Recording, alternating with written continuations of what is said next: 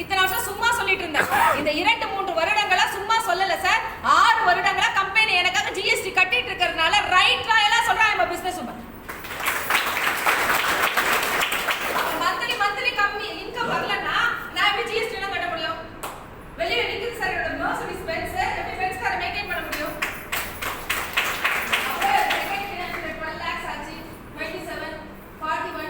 கோவிட்க்கு முன்னாடி வரைக்கும் நான் சம்பாதிச்சது 3,22,39,824 ரூபாய்.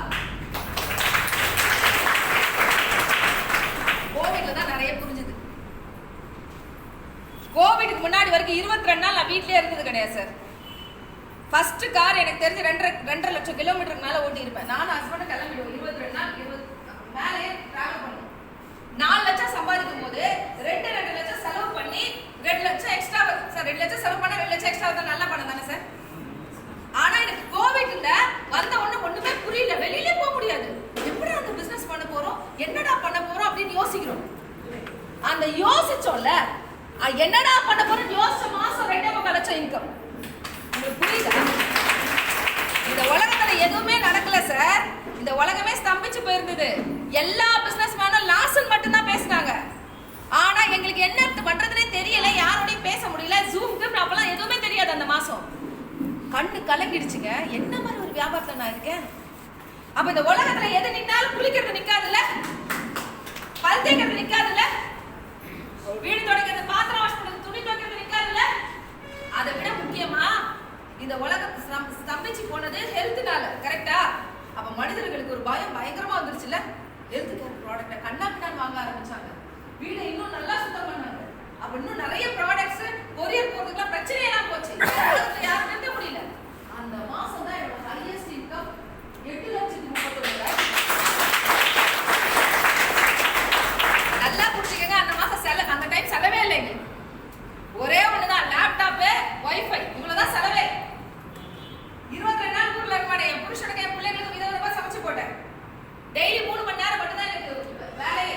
அப்பதான் புரிஞ்சுது டெக்னாலஜியோட பவர். சார் நல்லா புரிஞ்சுக்கங்க சார். அப்டேட்டட் இல்லைன்னா அவுடேட்டட் ஆயிடுவோம். போன வாரம் ஈரோடு போயிருந்தேன் சார். அப்போ வழியில ஒரு அம்மா கூழ் வித்துட்டு இருந்தாங்க. வயசான அம்மா. அந்த அம்மா கிட்ட போய் என்னம்மா கூழ் நல்லா சூப்பரா இருக்குமா, குடிச்சு பாருமா. நாங்க எவ்வளவுமா அப்படின்னு கேட்டேன். 25 ரூபா தாம்மா குடிமா அப்படின்னு சொன்னாங்க. சரிம்மா கூழ் கொடுங்க அப்படின்னு சொல்லி கேட்டேன். மோர் ஊத்தி கொடுத்தா இதெல்லாம் ஊத்தி கொடுத்தா ஒரு 40 ரூபா வேணும். மோர் ஊத்தி கொடுங்க, இதெல்லாம் போட்டே கொடுங்கன்னு சொல்லி கேட்டேன். முடிச்சிட்டதுக்கு அப்புறமா ஸ்கேனர் வச்சிருக்காங்க. அம்மா என்னம்மா காசா கூகுள் பேவான்னு கேட்டாங்க. நான் கேட்டேன், என்னம்மா கூழ் விற்கிறீங்கம்மா, உங்களுக்கு காசு பத்தி தானே தெரியும், கூகுள் பே தெரிஞ்சிருக்கேன், ரொம்ப சந்தோஷமா இருக்குன்னா. இல்லம்மா நிறைய பேர் கூகுள் பே இல்லைன்னா கூழ் குடிக்காம போயிடுறாங்கம்மா அப்படின்னாங்க. 40 ரூபா சார், 25 ரூபா சார்.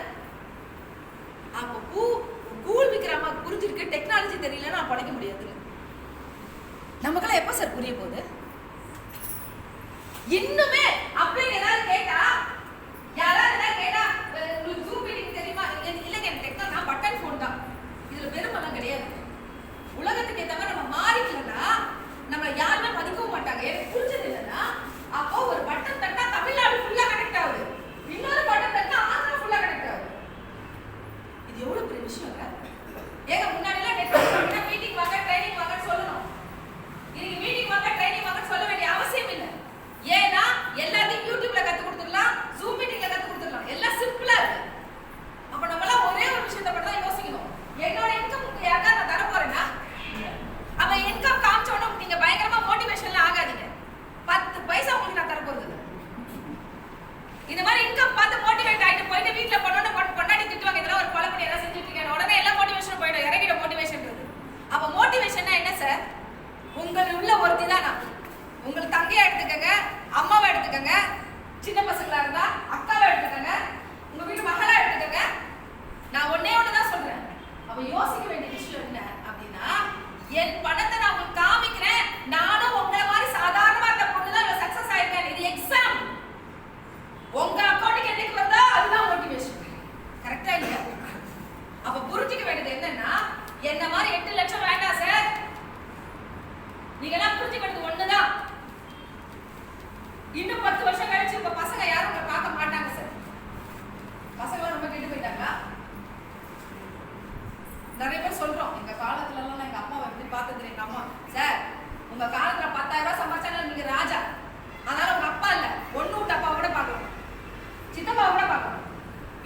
பையன் MBA கனவுகளோட படிச்சுட்டு 25,000 சம்பளம் வாங்குறான்.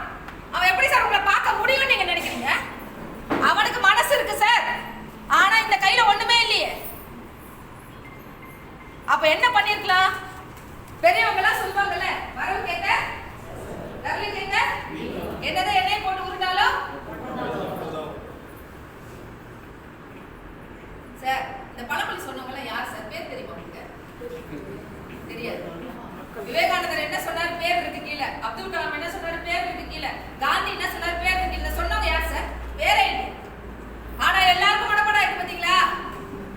தப்பா நினைக்காதீங்க. இது சொன்னவங்களோட பேர் ஏன் இல்லைன்னா அவங்களாம் உருப்படவே இல்லை, அதனால இல்லை. இப்படி சொன்னா கொஞ்சம் பெரியவங்களுக்கு கோவம் வரும். என்னமா நீ சொல்ற? வரவுக்கு ஏற்ற செலவு தானே நம்ம பண்ணணும் சார். வரவுக்கு ஏற்ற செலவு பண்ண ஒரு மனிதன் கூட இந்த வாழ்க்கையில பெருசா வரல சார். செலவுக்கு ஏற்ற மாதிரி வரவு அமைக்கணும்னு நினைச்சவங்க தாத்தாவோ கொள்ளு தாத்தாவோ என்ன நினைச்சாங்கன்னா, ஒருவேளை இந்த காலத்துக்கு கட்டத்துக்கு இந்த பணம் எனக்கு சரியா இருக்கு, ஒருவேளை என் பிள்ளைக்கு இன்னும் கொஞ்சம் தேவைப்படுவான்னு நினைச்சு 2 வேலை 3 வேலை பண்ணி 10 ஏக்கரோ 12 ஏக்கரோ வாங்கி போட்டவங்களோட புள்ள நீ நல்லா இருக்கா சார். அவ வரவுக்கு இந்த செலவு பண்ண நினைச்சு உங்களுக்கு அந்த செலவோட முடிச்சிட்டாங்களே தவிர அதுக்கு மேல யோசிக்கவே இல்லை சார். இந்த பழமொழி எல்லாம் நம்ம பிள்ளைங்க கூட என்ன சொல்லி தரோம்? கஷ்டத்தை காட்டி வளர்க்கணும். எங்க அம்மா வாரத்துக்கு ஒரு நாள் ரேஷன் டெஸ்ட் எடுப்பாங்க. ஏமான்னு கேட்டா கஷ்டம் வந்துச்சுன்னா பழகி போடுவாங்க. அப்படிதான் சார் பிள்ளைங்களை வளர்க்குறோம். ஆனா அதே பிள்ளைங்களுக்கு செல்வ செழிப்புன்னு ஒண்ணு இருக்குடா, கஷ்டம்னா இப்படி இருக்கும், செல்வ செழிப்புனா இப்படி இருக்கும். செல்வ செழிப்பை பத்தி யாராவது பேசிட்டீங்களா? காட்டிருக்கீங்களா? இல்லையே. பிள்ளைக்கு 2 தானே சார் காமிக்கணும். கெட்டது இதுதான், நல்லது இதுதான். அப்ப அவன் தானே நல்லது கெட்டதை செலக்ட் பண்ணும். அதே மாதிரிதான் பணம் இல்லைன்னா லைஃப் இப்படிதான் இருக்கும். பணம் இருந்தா ஒரு மாலுக்கு கூட்டு போய் ஒரு அப்பா 5,000க்கு ஒரு டிக்கெட் வாங்கி பிள்ளைங்களை 1 மணி நேரத்துக்கு 2 மணி நேரத்துக்கு 5,000 செலவு பண்ணி விளையாட வைக்கிறாரா? ஏன்னா அந்த அப்பா நல்லா படிச்சிருக்காரா? அதனால ஒரு லைஃப் ஸ்டைல் மாறிடுச்சுடா. நீ இந்த லைஃப் ஸ்டைல் வேணும்னு நினைக்கிறியா? இங்க பாரு எவ்வளவு ஸ்லம்மியா எப்படி மக்கள் கஷ்டப்படுறாங்க. இப்படி பசங்களுக்கு சொல்லி கொடுத்துருமா? யோசிச்சு பாருங்க. நம்ம கஷ்டத்தை மட்டும் தான் சார் காமிச்சு வளர்க்குறோம். அப்ப நம்ம பிள்ளை கஷ்டம் மட்டும் தானே தெரியும். ரிச்னஸ் சொல்லி கொடுத்தா சார் ரிச்னஸா வளரணும்னு தெரியும் நம்ம பிள்ளைக்கு. அப்ப அப்படிப்பட்ட அடிப்படை குடும்பத்துல தான் நானும் பிறந்திருக்கேன். அப்ப யோசிச்சு பாருங்க, என் கொள்ளு தாத்தா என் தாத்தா வாங்கல, திட்டலாமா? உட்கார்ந்துட்டு புலம்பலாமா? நான் கூட நிறைய எங்க அப்பால எவ்வளவு, எங்க அம்மா சொல்லுவாங்க எவ்வளவு இடம் வாங்க போதும் உங்க அப்பா தடுத்துட்டாரு, வேணா என்னத்துக்குன்னு கேட்பாரு. எங்க அப்பா திட்டுவேன் நானு. சார் எங்க அப்பா அம்மா எனக்கு என் மேல உயிர் சார் எங்க அப்பாக்கு.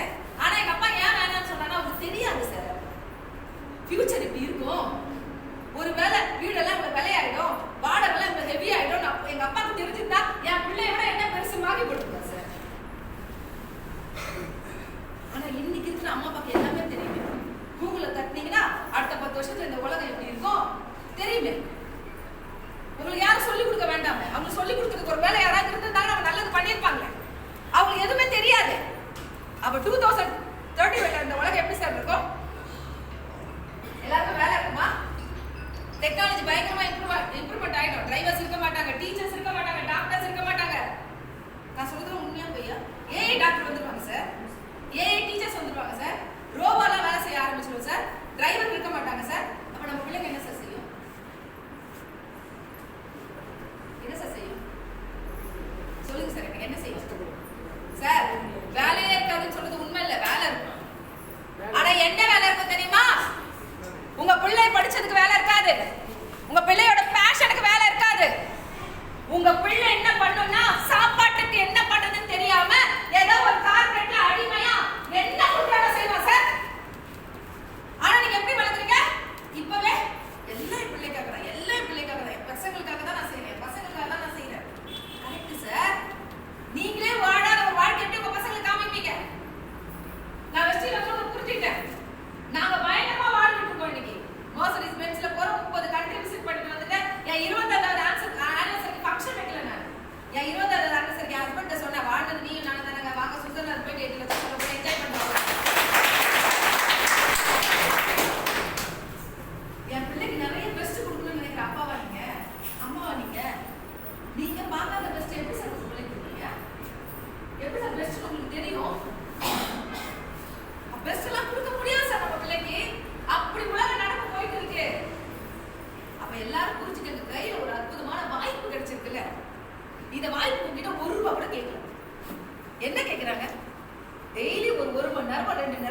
அப்ரிசியேஷனா இது என்னன்னு கத்துக்கோன்னு சொல்றாங்க. நீ கண்ணுக்கு தெரிஞ்சு பாக்குற அவார்ட்ஸ் பண்ணி எத்தனை பேர் சார் வந்தீங்க கோயம்புத்தூர்ல? கண்ணுக்கு தெரிஞ்சு எவ்வளவு அச்சீவ்மெண்ட்ஸ் பாக்குறீங்க? என்ன கூட்டம்! அப்ப இத்தனை பேரோட லைஃப் மாறிட்டு இருக்கு. இன்னும் பக்கத்து வீட்டுக்கார சோப்பு வித்துட்டாங்கன்னு கேட்டோம்னா கலக்க வருது. ஏன் சார் சோப்போட இண்டஸ்ட்ரி 10,000 கோடிக்கு மேல இண்டஸ்ட்ரி சோப்பு. பேஸ்டுக்கு எவ்வளவு பெரிய பணம், ஹேர் ஆயில் எவ்வளவு பெருசு, வீடு கட்டுறது எவ்வளவு பெருசு, பாத்திரம் வாஷ் பண்றது எவ்வளவு பெருசு. யோசிங்க. மல்டி பில்லியன் டாலர் பழக்கக்கூடிய இண்டஸ்ட்ரி கட்டிங்க. ரெண்டாவது 900 வருடங்கள் மனிதர்கள் வாழ்ந்தாங்கன்னு சொல்லப்படுது சார். உண்மையா இல்லையா சார்? ஏன்னா வேட்டையாடி வாழ்ந்த மனிதர்கள் 900 வயசு வரைக்கும் வாழ்ந்திருக்காங்களாம். அதுக்கப்புறம் வேட்டையாட முடியல, சில உபகரணங்கள் அதுக்காக தயாரிச்சு இங்க இருந்து ஈட்டி இங்க இருந்து ஆயுசு குறைஞ்சது 600 வருஷமா. அதுக்கப்புறம் அதை பண்ண முடியல. வீட்லயே நம்ம ஏன் விவசாயம் பண்ணி நம்ம சாப்பிட்டுக்க கூடாதுன்னு நினைச்சாங்க. அதுக்கப்புறம் ஆயுசு குறைஞ்சு 300 வருஷத்துக்கு மாறுச்சு. அதுக்கப்புறம் விவசாயத்துல சில விஷயங்கள் மாறுச்சு. இன்னைக்கு ஃபேனை போட்டா ரிமோட், ஏசி போட்டா ரிமோட், கேட்டை சாத்தா ரிமோட். நம்மளும் ரிமோட் ஆயிட்டோம் சார். சார் அப்ப ரிமோட் ஆகாக என்ன ஆகும்? 30-35 வயசுலயே நோய் வரும். அப்ப இந்த உலகம் என்ன சொல்லுதுன்னா அடுத்த 10 வருஷம் இந்த உலகத்தை ஆள போறது $1 trillion இண்டஸ்ட்ரின்றது ஹெல்த்னு சொல்றாங்க. சார் ஒரு ட்ரில்லியன்னா எவ்வளவு தெரியுமா? 1000 பில்லியன். ஒரு பில்லியன்னா எவ்வளவு தெரியுமா? 10,000 கோடி. புரிஞ்சுக்கணும். அவ்வளவு பணமா இருக்குல்ல. இத மொத்தமா வாங்க போறது இந்தியால இருந்தா.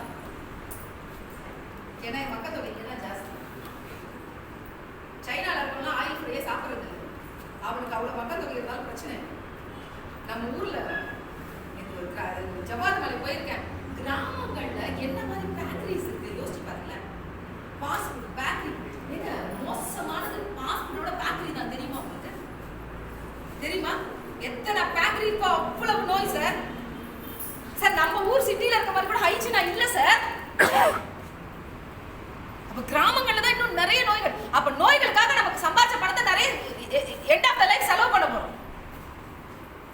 அப்ப வேர்ல்ட் ஹெல்த் ஆர்கனைசேஷன் சொல்லுது வருமுன் காக்கணும் அப்படி ஒரு அவேர்னஸ் கொடுக்கிற இண்டஸ்ட்ரியோட பேருக்கு $900 பில்லியன் சொல்லுது. புரியுதா உங்களுக்கு? அது பேர் சப்ளிமெண்ட் இண்டஸ்ட்ரின்னு சொல்றாங்க. இன்னைக்கு மக்களுக்கு பயம் வந்துருச்சு. யாருக்கு கேன்சர் வரும்? ஏன் சார் இளையராஜா கிட்ட இல்லாத காசா சார்? பவதாரணி 4th ஸ்டேஜ்ல தெரிஞ்சது.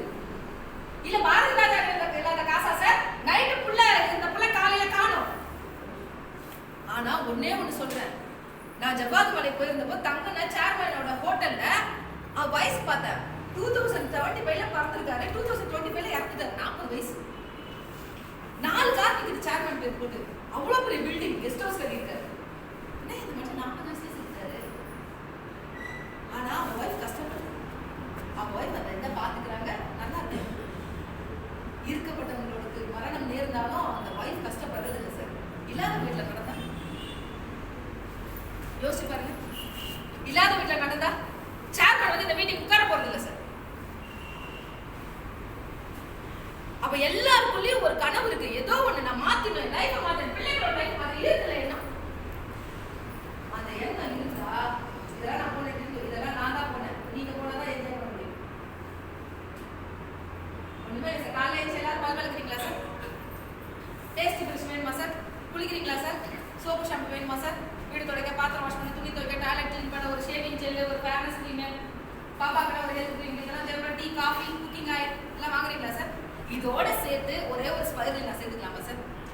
சார் உங்களுக்கு கேன்சர் வரக்கூடாதுன்னு நினைக்கிற மாதிரி உங்க ஃப்ரெண்டுக்கும் உங்க ரிலேஷனுக்கும் கேன்சர் வரக்கூடாதுன்னு நினைக்கலாம்ல சார்? 354 ரூபா சார். சண்டே வாங்குற மட்டன் கூட 1000 ரூபாய் ஆகி போச்சு.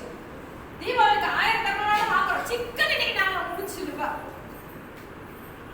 அப்போ ஒரு ஸ்பைரல் நான் வாங்கினா நீங்க daily 100 gram chicken, 100 gram mutton, 4 முட்டை, வெஜிடபிள், ஃப்ரூட், என்னென்ன சத்துக்கள் எல்லாமே 56 சத்துக்கள் கிடையாது. ஆனா வெறும் பாட்டிலே 354 ரூபா தான். ஆனா இதெல்லாம் நான் நல்லா தானே இருக்கேன். பாரதிராஜா புள்ள நல்லா தான் இருந்தாரு. பவதாரணி நல்லா தான் இருந்தா. யாருக்கு என்ன ஏதாவது தெரியுமா? நீங்க நல்லா இருக்கேன்னு நினைச்சுக்கிட்டு இருக்கீங்க. 354 ரூபா அதையும் ஒண்ணு சேர்த்துலாமா சார்? யோசிச்சு பாருங்க. வீட்டுக்கு வாங்கினா இந்த கம்பெனியோட காசு வருது சார். 1000 ரூபாய் வாங்கினா நமக்கு 300 ரூபாய் லாபம் இருக்கு. 2000 ரூபாய் வாங்கினா 900 ரூபாய் லாபம் இருக்கு. 3000 ரூபாய் வாங்கினா சரியான லாபம் 1765 ரூபாய். வீட்டுக்கு வாங்கினா நான் பிசினஸ் பத்தி எல்லாம் பேசுறேன். நமக்கு எல்லாம் ரெண்டு நெய்பர் தெரியுமா சார்? யாராவது அப்படி தெரியாம இருக்கீங்களா? எனக்கு யாரும் ஃப்ரெண்டே கிடையாது மேடம். 2 ஃப்ரெண்ட் இல்லையா? பக்கத்து வீடு எத்த வீடு ஒண்ணு இல்லையா? நம்ம காட்டிலே வசிக்கிறோம் சார். கண்டிப்பா 2 ரிலேஷன் இருக்காங்கல்ல சார், 2 நெய்பர்ஸ் இருக்காங்கல்ல, கண்டிப்பா நமக்கிட்ட ஏதாவது ஒன்று 2 ரிலேஷன் வந்து நிற்பாங்கல்ல சார், இருக்காங்கல்ல. இந்த 6 பேருக்கு சொத்து எழுதி கேட்டு யாம் பெற்ற இன்பம் பெருகை வையகம். எனக்கு வீட்டுக்கு வாங்கினா இத்தனை ஆப் வச்சிருக்கேன் மொபைல்ல, ஒரு ஆப் எனக்கு பணம் தரல. இந்த ஆப்ல ஒரு சோப்பு வாங்கினா ₹1 ஃபர்ஸ்ட் தராங்க, அப்புறம் ₹3 தராங்க. ஒரு டீ பாக்கெட்டுக்கு ஃபர்ஸ்ட் ₹2 தராங்க, அப்புறம் ₹8 தராங்க. அப்ப கொஞ்சம் கொஞ்சமா என் வீட்டுக்கு வேணா எனக்கு காசு வருது. இது வரைக்கும் எந்த ஆப் உங்களுக்கு தரல.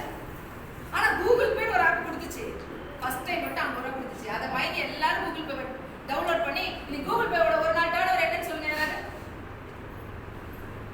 ₹50 மட்டும் தான் சார் நம்ம கண்ணுக்கு தெரிஞ்சது. நீங்க ஒரு நாள் டர்ன் 10 லட்சம் கோடி சார். நீங்களும் நானும் தான் சார் காரணம். இந்தியாவில் என்ன வேணா கொடுத்துக்கலாம், எதை வேணா கொடுத்து சின்னதை போட்டு பெருசா எடுத்துக்கலாம். ஆனா நம்ம என்னைக்கு சார் யோசிக்க போறோம்? நம்ம மொபைல்ல ஒன்று வச்சிருக்கவே இந்த ஆண்ட்ராய்டுன்னு, இதுல என்ன பண்றோம் அப்படின்னு என்னைக்கு சார் நம்ம யோசிக்க போறோம்? மொபைல் தான் சார் ஆஃபீஸ். அப்ப இந்த மொபைல்ல வச்சுட்டு அப்ப இந்த வீட்டுக்கு ஒரு ஃப்ரீ ஆஃப் கிளாஸ்ல டவுன்லோட் பண்ண முடியும். அப்ப நம்ம யாருக்கு தெரிஞ்சவங்க, அவங்களுக்கு யாருக்கு தெரியுமா சார்? அவங்களுக்கு யாருக்கு தெரியுமா சார்?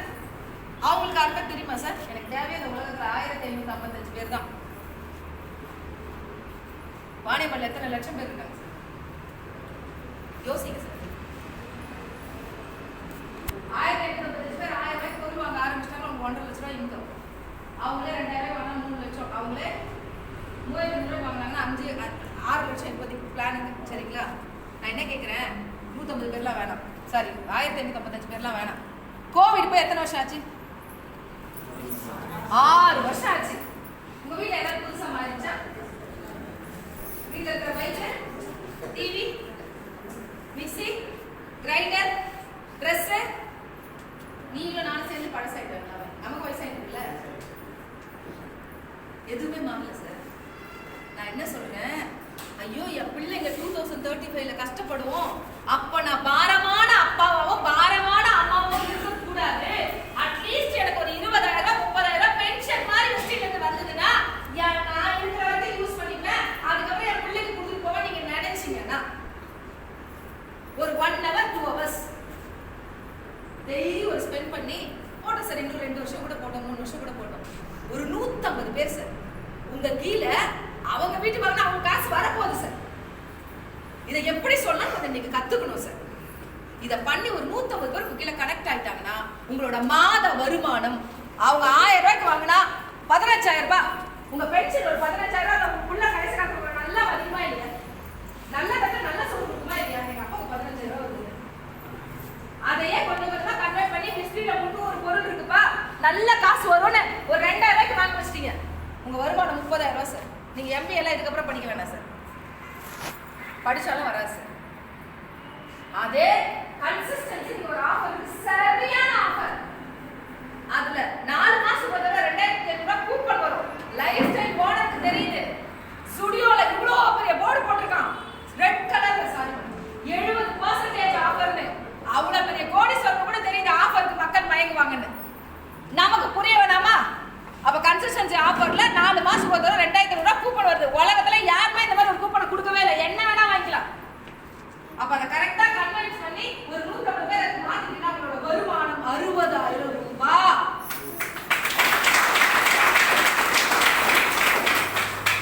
இந்த வாய்ப்புல தான் ஒருத்தர் 1 கோடி சம்பாதிக்கிறாரு. அதே வாய்ப்புல தான் இன்னொருத்தர் 24 லட்சம் சம்பாதிக்கிறாரு. அதே வாய்ப்பு ஆரம்பிக்கிறதுக்கு முன்னாடி நான் எப்படி இருந்தேன்னா 16 வருஷத்துக்கு முன்னாடி இதை விட சூப்பரா இருப்பேன். இதை விட எனக்கு தெரியும். ஒரு கிளிப், ஒரு சாரி கட்டினா அதுக்கேற்ற மேட்சிங் கிளிப் தான், செப்பல் தான். இந்த போட்டோ அப்ப நடுவுல வந்தது. எப்படி இருந்த நாள்ல செம்மையா இருந்தனா வாழ்க்கையோட ஒரு அடியில ரொம்ப நொந்து போன ஒரு ஆளா மாறி இப்ப சூப்பரா இருக்கு. வாழ்க்கையில கஷ்டம் வந்தாலும் பயம் வந்துடும் சார். வேலை வெளியே மொட்டை அடிச்சேன், பைக் எடுத்து சுத்துவேன், என் கலர் சேஞ்சஸ் தெரியல உங்களுக்கு பயம். என்ன சொல்லுங்க, பயம் வந்துருச்சு. என்ன பண்றதுன்னு தெரியல. எங்கேயாவது ஓடி ஏதாவது பண்ணிட மாட்டோமா கவலை. கண்ணுல தெருவலையெல்லாம் வந்துருச்சு. இந்த போட்டோ எதுக்கு தெரியுமா வச்சிருக்கேன்? என் லைஃப்ல இனிமே இந்த மாதிரி போட்டோ இல்லை சார், அதுக்காக வச்சிருக்கேன். அப்படி இருந்தா நான் தான் இந்தியாவோட டாப் மார்க்ஸ் என் ஸ்டோரி எழுதுறதுக்கு. அது மட்டும் இல்ல, இப்ப நீங்க இருக்கட்டும், இந்த அவார்டு வாங்கினதா இருக்கட்டும், 7 பக்கத்துக்கு நுகர்வோர் வழிகாட்டுன்ற ஒரு புத்தகம் என் ஸ்டோரி எழுதிருக்கீங்க தமிழ்நாடு. ஸோ அப்போ யோசிக்கலாமா? நீங்க கொடுத்த 1/2 மணி நேரத்துக்கு ரொம்ப நன்றி.